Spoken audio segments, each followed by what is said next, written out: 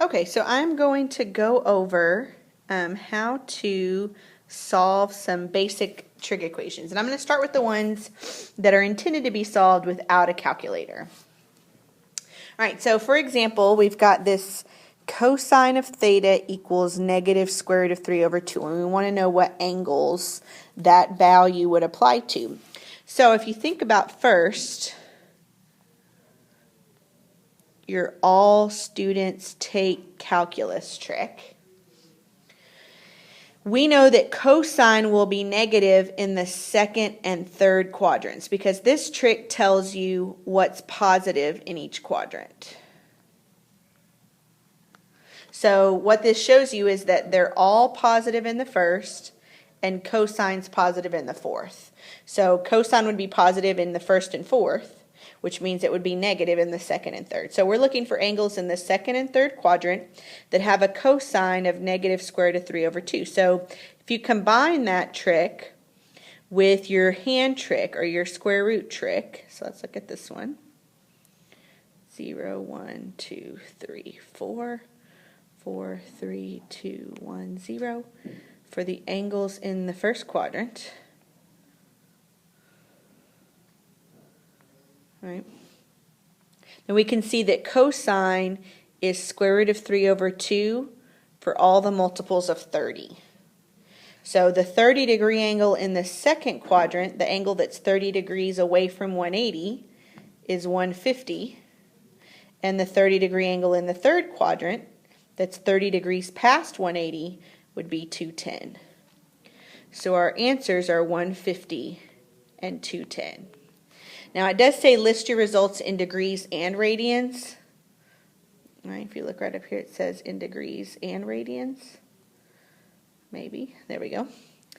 So in radians, remember 30 degrees is pi over 6. So 150 would be 5 pi over 6, since it's 5 times as much as 30. And 210 would be 7 pi over 6, since 210 is 7 times as much as 30. So those would be the solutions to that. Right, so let's try another one. Let's scroll down a little bit. Let's see if we can find another one that we want to try to do. Let's see here. Let's maybe try, I don't know. I'll just pick one. Let's try number 22. All right, so number 22, we're looking for where tangent is 1. So first off, tangent's going to be positive in the first quadrant where they're all positive, and in the third quadrant where tangent's positive. All right, so we're looking for angles in the first and third quadrants. And then where tangent would be 1, that's going to be anywhere where the top and bottom row are equal. Because remember, to get tangent, we divide the top row by the bottom row on our square root trick. So if the top and bottom row are the same, then tangent would be 1, because when you divide two numbers that are the same, you get 1. So that happens here at 45. So we're looking for the 45-degree angles in the first and third quadrants. So in the first quadrant, that's just 45. You're 45 degrees away from 0. And in the third quadrant, you're 45 degrees past 180, so you're at 225. So 45 and 225. Pi over 4 and 5 pi over 4. Right?